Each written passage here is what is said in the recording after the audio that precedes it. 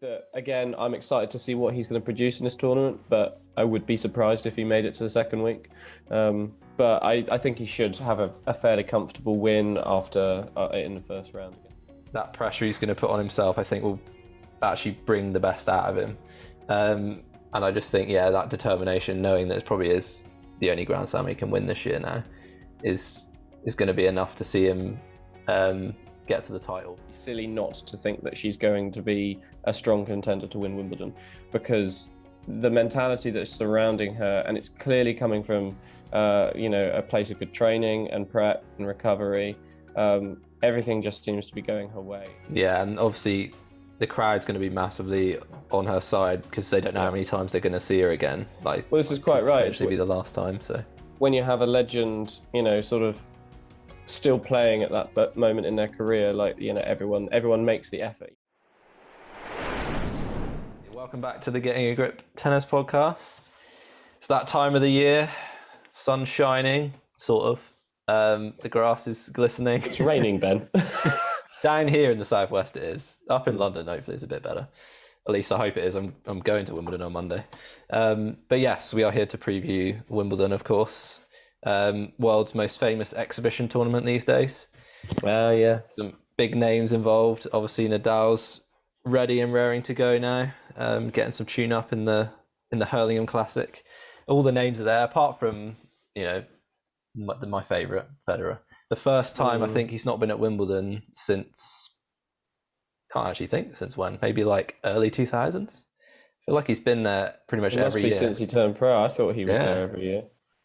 So that's the only thing that kind of feels a little bit out of place. But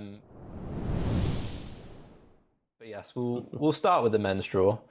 Are there any particular matches that stand out to you initially? I mean, I've got a feeling I know who you're going to mention first. So I shall let you go on with that. My favourite player, of course, is at Wimbledon. There is some sneaky suspicions that Murray's looking fit and healthy again.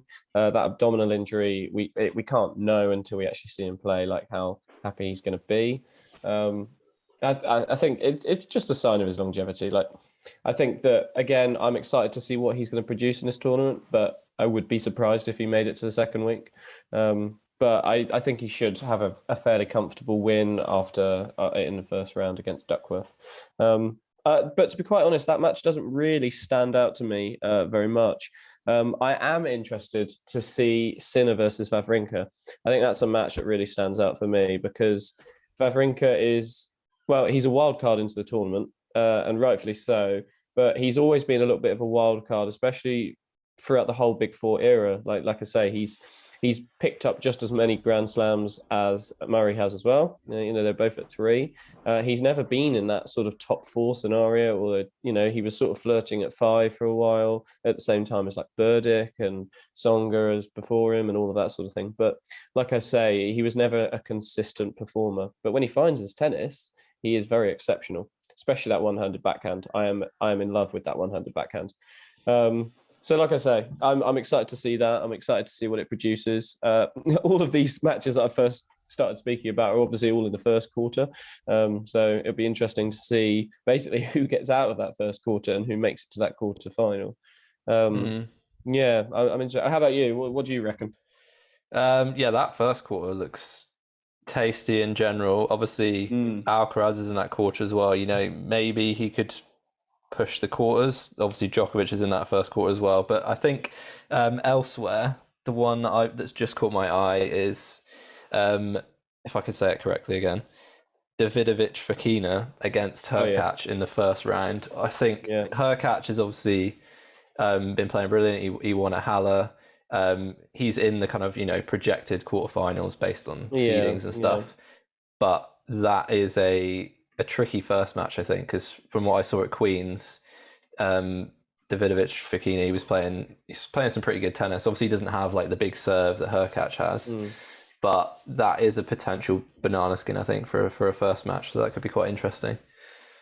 Yeah, I think that's a good point. I mean, it's as you say, like he's projected to get to those quarters, Hurkacz, and To be quite honest, when I look at the projected quarters, the idea of it being Djokovic, Alcaraz, and Casper Ruud versus Hurkacz, and Berrettini, Tsitsipas, and then Auger-Aliassime and Nadal, I don't see it panning out that way. And I know that's the seeding. And to be fair, it really does ever pan out exactly how these projected quarters actually come at the start. Yeah, it Like, was close. really It was close at the French because it's probably more likely at the French for the better player to come out on top on a a slower surface.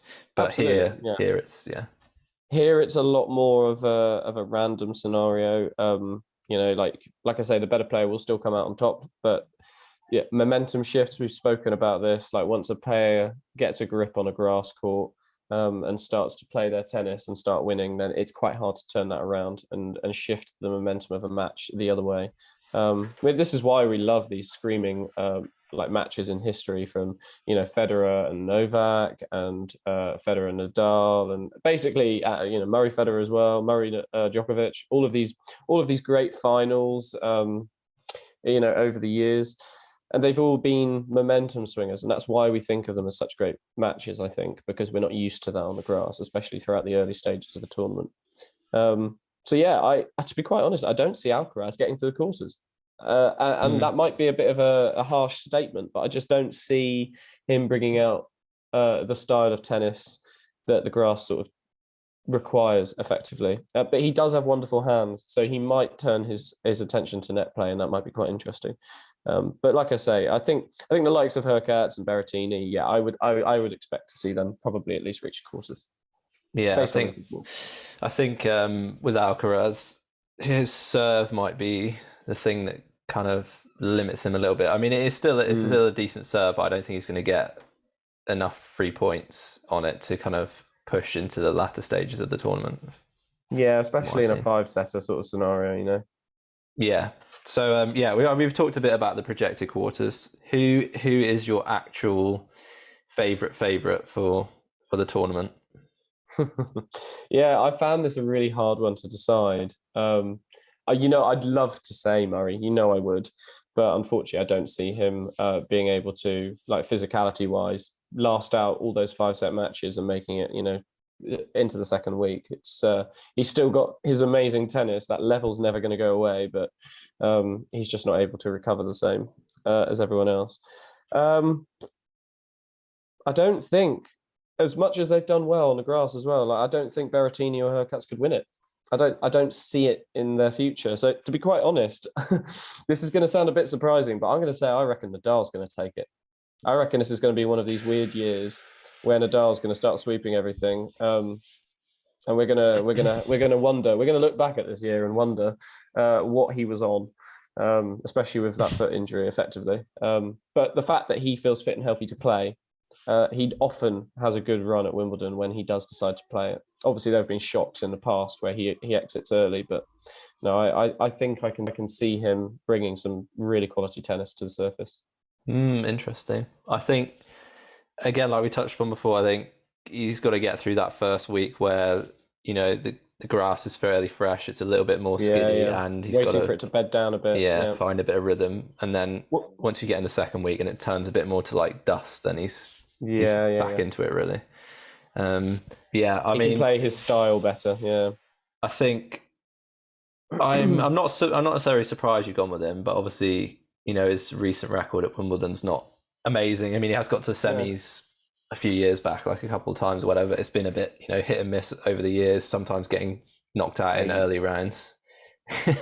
But I'm gonna go with Djokovic because, of course you will. Well, it's a fairly obvious one to go. Obviously, he won it last year. He's won it 6 times, but also this is pretty much the only Grand Slam he can win this year, if you think about it. So, I mean, I think that pressure he's going to put on himself, I think, will actually bring the best out of him.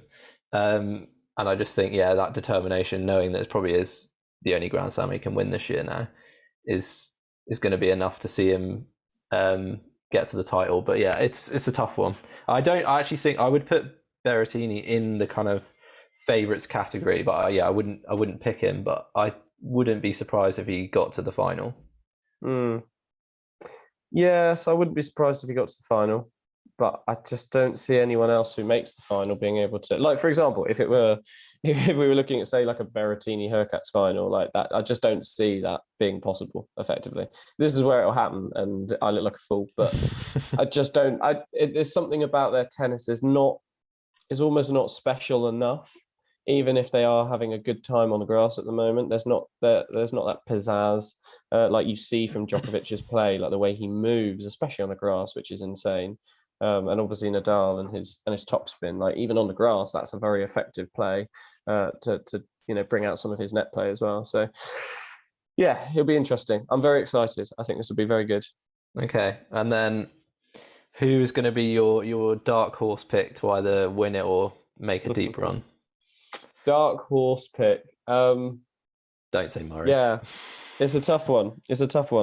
I sort of mentioned it to you before we started. If you remember who I said. Oh, no, memory of a goldfish. Yeah, it's a tough one. I think if I were a sensible man, I would probably say the likes of Berrettini is probably a good sort of wild card. But at the same time, he's not a dark horse, really. No, he's not a dark horse because he should be expected to perform quite well. But at the same time, when you look at people's sort of runs, then you might suspect that they can do that. I don't know. Am I making a dark horse that's winning, or am I making a dark horse that is making a deep run? Whichever you prefer. So, I am a big fan of Dennis Kudla of late. And I think he's playing some very good grass court tennis. He's not. He obviously won the tournament after knocking Murray out at the Surbiton Open. It's a challenger tournament. Not only that, though, he's shown to be able to compete with the best on the world stage. I did actually watch him get completely destroyed by Djokovic one year. He gave him a bit of a wobbly set, but that was the best he could do. But I still think he could bring some interesting tennis. So that's who I'm going to go with as a sort of dark horse.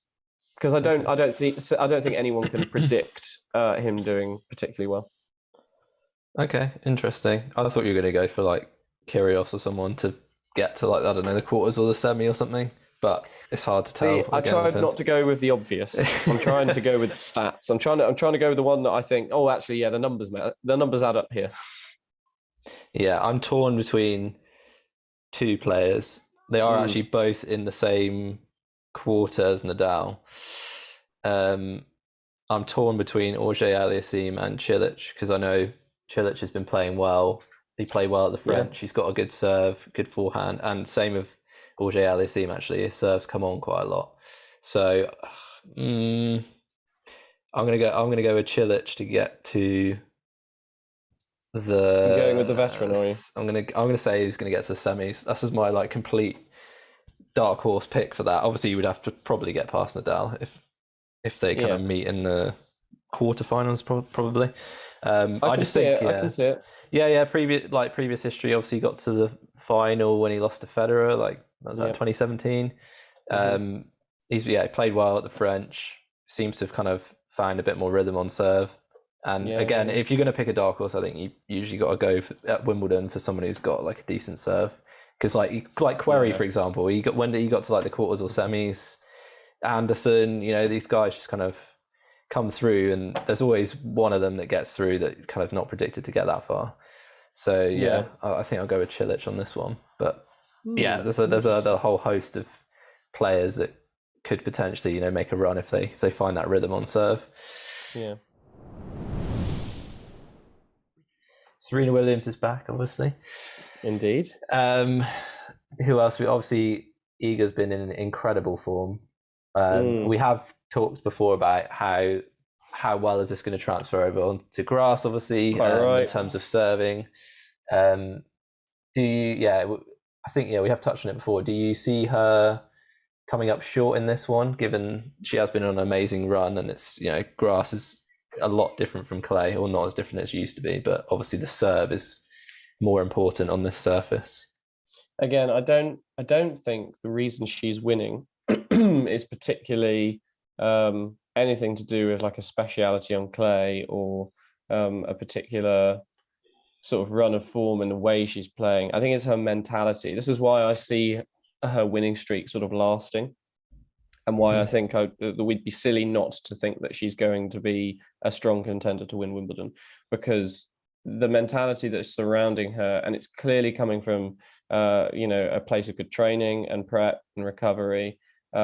Everything just seems to be going her way. It's like when we talk about Alcaraz, and when you see him on court, he's just got that positive mentality. Nothing upsets him, nothing agitates him too much. Like, obviously, like a shot, but he maintains that level-headed, positive attitude to every shot that he plays. And I think Swiatek's doing exactly the same thing, and that's what makes her the most dangerous. So, yeah, I think she will transfer it. And to be quite honest, that she's my contender to win it. I mean, I'd be silly not to say that anyway, but given what we know about tennis and the momentum shift from clay to grass, yeah, I think she's got a good chance. So she would be your favorite, even. She's my favorite. Yeah, she's my favorite even now. I'd love to go with like previous winners or something like that, And as you say, big servers again on the women's draw is still a very important thing. This is why Serena in the past has had such great success at Wimbledon. But yeah, I would say that she's my favorite. Yeah, I'm going to find it hard to disagree with that, even at Wimbledon. Yeah, it's just, again, it's that mentality. And obviously her game is very well rounded, so she's going to be making like a lot of returns even against decent servers, which is going to stand her in good stead, even if she can't get quite as many free points on serve.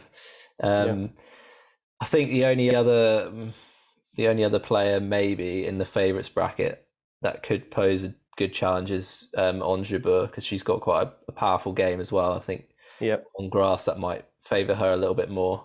But I think she got injured in when she was playing doubles with Serena. But I mean, I'm assuming she's still going to be fit. So she's probably the only one that I'd put in that like top bracket that could possibly challenge her. But I think Iga's just she's a level above everyone else at the moment. It's like on the men's side when you have like at least in their prime, but even now still like Djokovic, Nadal, Federer, and Murray when he was in his peak. They were just like that level above. It doesn't seem like much, but at that level, it's just that edge that sets you absolutely above in those key matches. So I think she's still like on that level above everyone else. It comes down to key moments. It just always comes down to those key moments in matches. It does, yeah. Even when she had a bit of a wobble at the French, she lost that like one set against, I can't remember who it was. Was it Zheng or something? And then she's straight back on it again, and then she just the rest of the tournament, I don't think she was in any other tie breaks or anything. She just kind of like blitzed it really, which is incredible. Obviously we've got. I mean, one of the main headlines is going to be Serena's back. Yes. How do we know how she's going to do? Really, it's really difficult to say, isn't it? She's been out for quite a while, but I'd imagine the serve's not going to go away particularly, so that's going to be a massive advantage for her. Again, how do you see her doing? If you're coming into a tournament, you're gonna clearly think that you're prepared for it. So I don't think she'd enter if she didn't feel like she had some of the attributes that's helped her win and play such great tennis in the past. So I think with Serena coming back, I think what we're going to see is a deep run.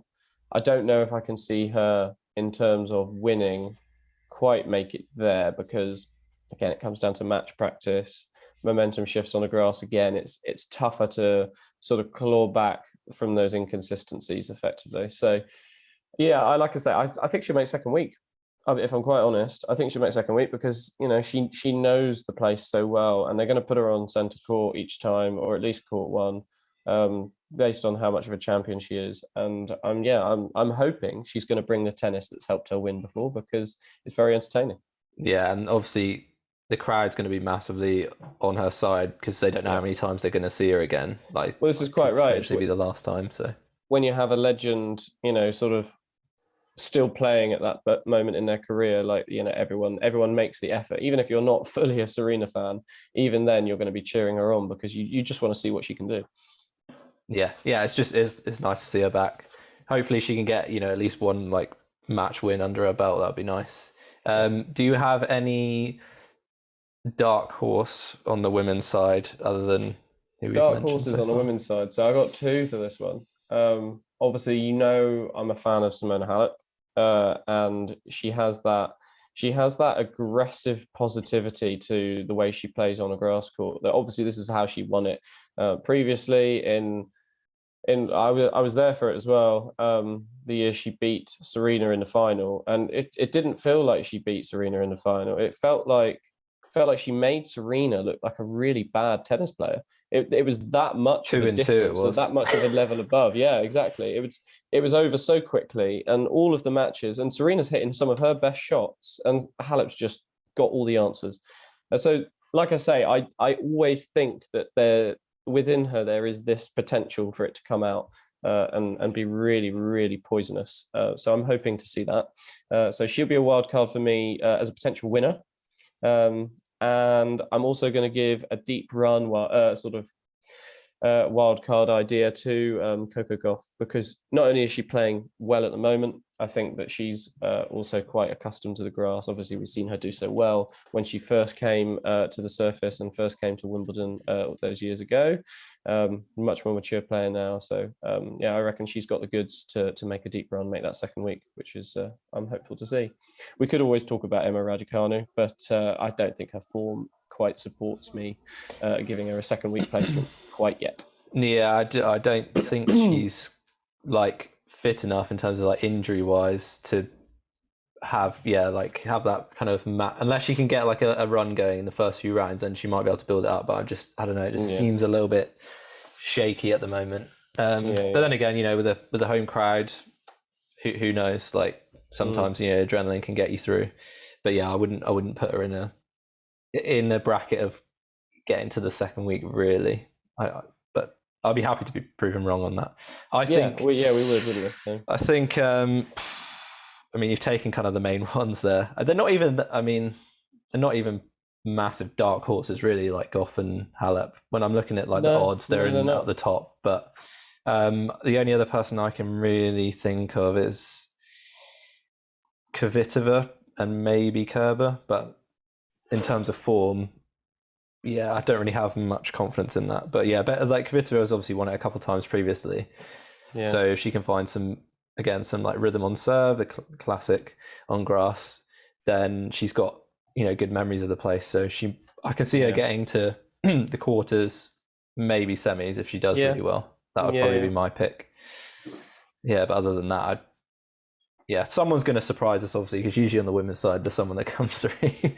Yeah, and that's like I say, sometimes we criticize the women's tour for being a little too unpredictable. Effectively, it's nice to have a champion to back, and it's nice that Swiatek's sort of given us over the past few months. But even at Wimbledon, when it is even unpredictable on any surface, like it's quite nice to see how quickly things can upset and see how things unravel, even with the women's tour. So yeah, like I say, it's a good thing. It's a good thing.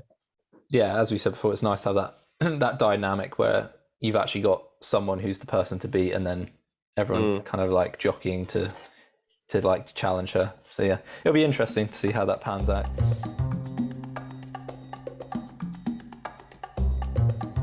Okay, tennis trivia is back again. I'm hoping this is going to be grass related, seeing as it is Wimbledon. I think I'll aim to get 4, because that's probably the best I can do at the moment. You've got some funny ones in store for me, have you? Apparently. Oh, well, I hope that I'm going to entertain a little more than give you a hard time this week. I feel like some of the questions are quite nice. It's all Wimbledon related, and it's all it's sort of covering a range of topics, and obviously they're all a little bit conversational in a way that they can sort of spark either outrage or spark a little bit of humor. So, like I say, we'll start with question 1. It's all Wimbledon themed. I'm looking forward to seeing how our viewers and our listeners do in this quiz as well. Because, like I say, it's one thing to love Wimbledon and watch the grass, but it has all of these niches and all of these tiny little elements that make it so unique and make it so cool. But like I say, let's start with a nice classic one. So, obviously, in the past, and even in current day, Britain is horrible for weather, and we know that the rain often leads to delays, especially on the grass, where pretty much anything that upsets the perfect situation leads to a very slippery court, which people get injured on. So obviously now we have centre court and court one both have a roof. Nice simple question. When was the centre court roof completed? And your four options are 2009, 2010, 2011, and 2012. What do we Damn reckon? it. I'm annoyed that you put all the years next to each other. I know Yeah. it's either 09 or 10. I'm trying to think who was in the 2009 final. I know Nadal won the 2010 one. That's Like right. I'm 100% sure like it was done by at least 2010, but it's just whether 2009 who would have been there then? Federer would have been back there then. I hate this. I'm gonna go. I'll go with 2009, but I'm not confident. 2009, you say? Mm. Well, you'll be pleased to know that that was the year that Roger Federer won it again, because obviously his streak on grass courts ended in 2008, and he came back and obviously won it the next year in 2009, which was defeating Andy Roddick. But the actual answer to the question is correct. Well done. You've got it 1 out of 5 so far. So good job on that one. Centre court roof was completed in 2009. Obviously, in the last few years, we've also had the addition of the court number 1 roof, which obviously allows 2 major tennis stadiums. I don't think many tournaments in the world, even with the other Grand Slams that are around, have basically the facilities that are available at Wimbledon. In the same way. Obviously, Flushing Meadows for the US Open, rain delays hamper them pretty much every year. It almost becomes quite common. So I know that they're looking at the whole roofing scenario as being a lot more established. But like I say, all of these things are quite tricky to do depending on how stadiums are originally built. But no, well done. That's the first question. So we're going to stay on the subject of the centre court roof. And this question, it could be a tricky one, but we'll see how you do. When they close the roof, obviously play has to be suspended in order for them to allow not only the time for the roof to close, which is a little bit noisy on its little tracks, but also a lot of other things. How long is play suspended for when the roof is closed? And now this is an answer that is sort of rough. It's never an exact number, but I've given nice sort of gaps between them. So hopefully it's easy enough for you to get. So your options are 5 minutes, 10 minutes, 20 minutes, or 45 minutes. Okay, so this is from literally from them saying players suspended to them like doing a warm up or literally restarting the match? Until they start warming up again. Okay. Yeah, I'm pretty sure until they start warming up. Or until they come back on the court, at least. Yeah. Yeah, effectively. Okay.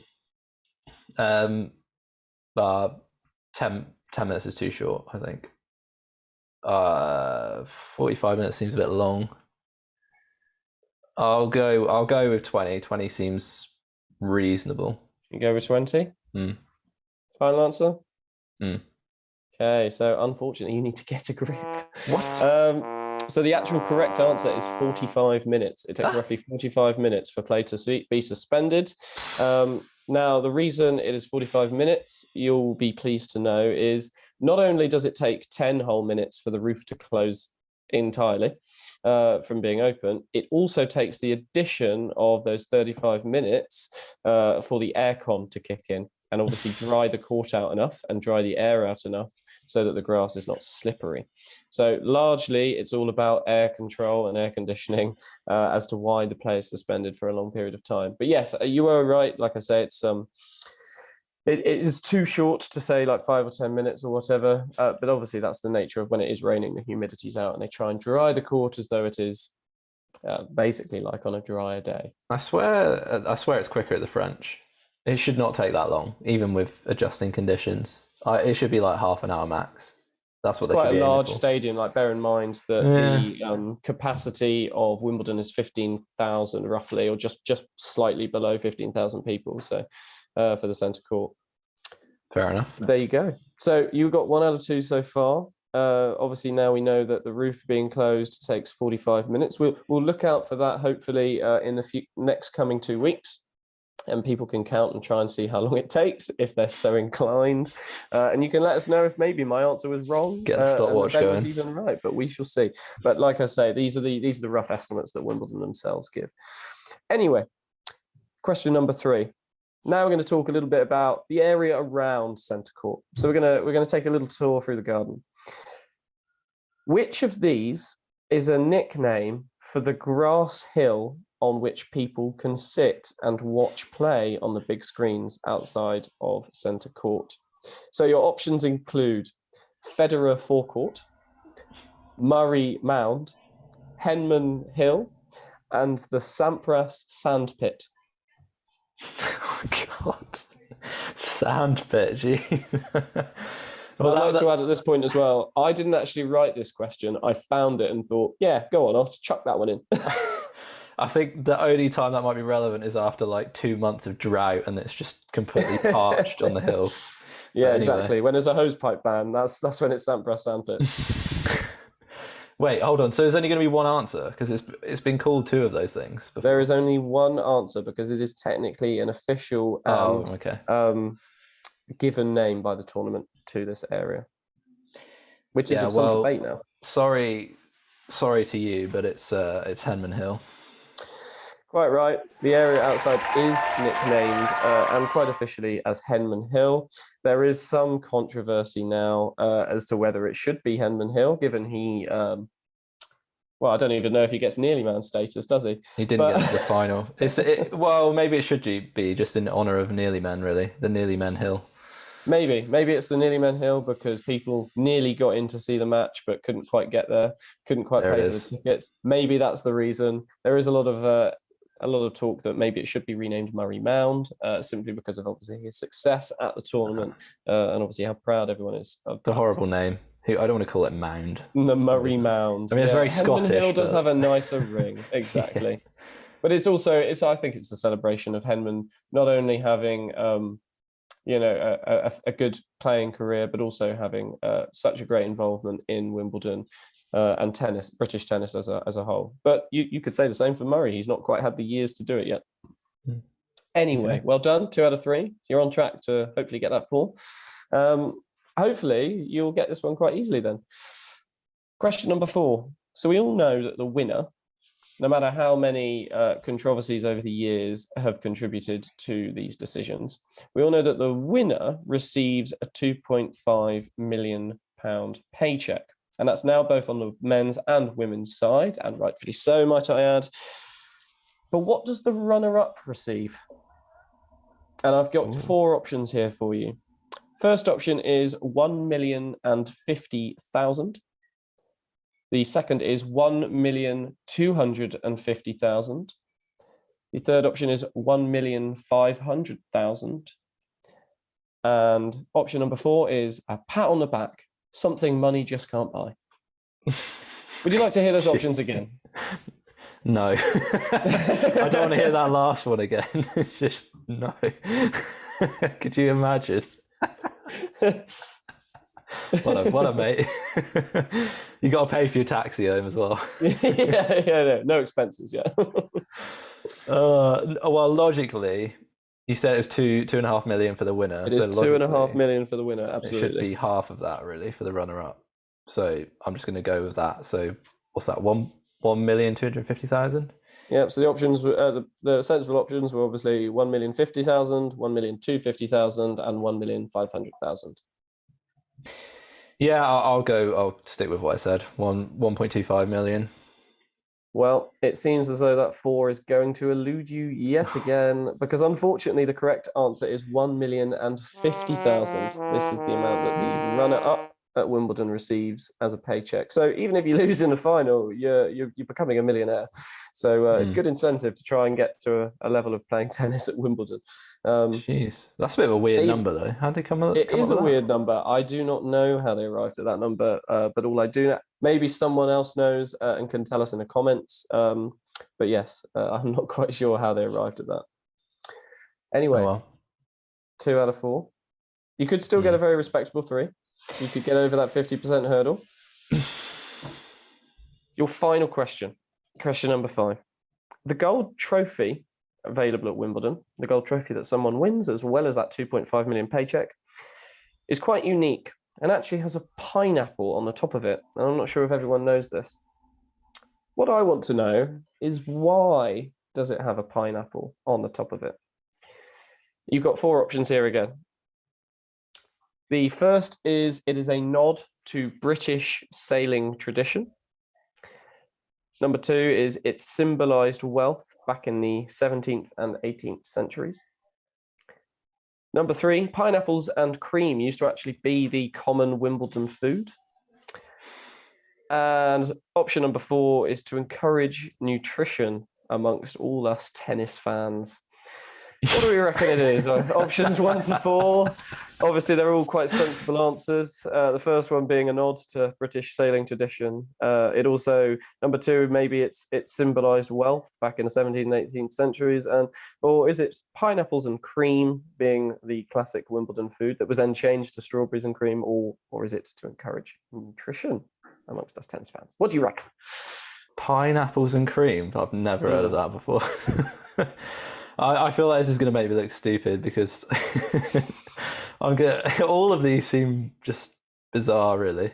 But it's definitely not the last one. What? It's not to encourage nutrition? Because let's face it, we do need that as a country. I mean, you could use a reminder, I suppose. As Nadal bites into the trophy at the end. Yeah. Exactly. Yeah. Djokovic loves the grass. Like, he thinks it's great. So. Yeah, I'm not sure that's healthy though, but God knows what's gone on there. No. What were the first 2 options again? Sailing, first 2 options were a nod to British sailing tradition, and the second one is, it symbolised wealth back in the 17th and 18th centuries. I mean, I haven't really got a clue. I'll go with the second one because they all just seem weird. So you're going with, it symbolised wealth back in the 17th and 18th centuries. And you'll be pleased to know, congratulations, it is correct. But number 1 would have also been correct.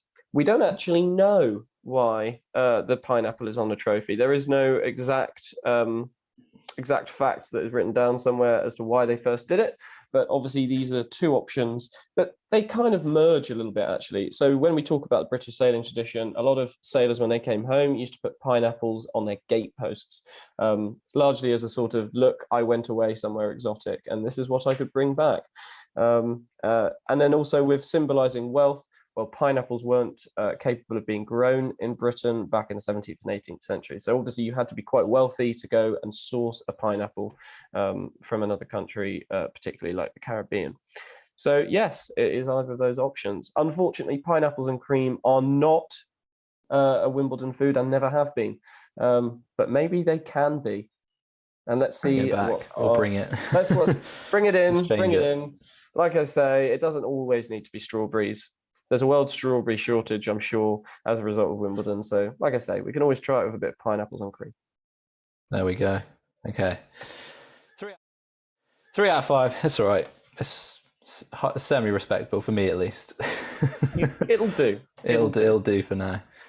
Yes, I'm looking forward to going to Wimbledon on Monday on court number 1. Hopefully, the roof will not have to be used, but either way, I'll see all the matches, so it's good. I was going to say, yep. Let us know your predictions, so your favourite and a dark horse to either win it or make a deep run on either the men's or women's side. And yeah, obviously, if you have enjoyed it, give us a follow on Apple, Spotify, on YouTube, like, share, and subscribe. And we will see you in the next one. Yeah, I look forward to hearing about our pineapples and cream.